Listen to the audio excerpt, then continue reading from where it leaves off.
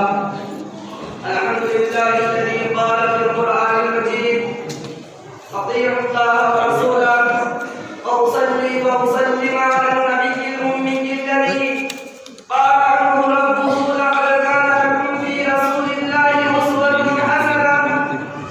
أما بعد، فأعوذ بالله من الشيطان الرجيم. بسم الله الرحمن الرحيم. يا أيها الذين آمنوا أطيعوا الله وأطيعوا الرسول وأولي الأمر منكم، فإن تنازعتم في شيء فردوه إلى الله والرسول إن كنتم تؤمنون بالله واليوم الآخر، ذلك خير وأحسن تأويلا.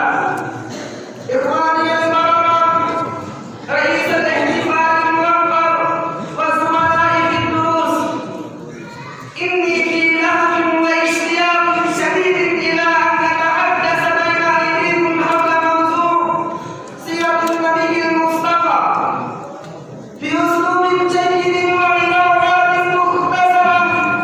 فالرجاء منكم جميعا أن تستمعوا إلى خطبتي.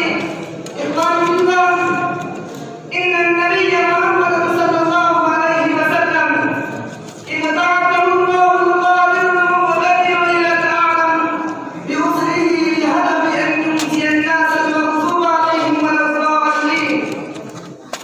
ولا الضالين من الطريق المستقيم، ويهديهم إلى دين الرحمة الدين الحنيف. والنبي صلى الله عليه وسلم هو أحسن الرسل والأنبياء عليهم ألف تحية وسلام.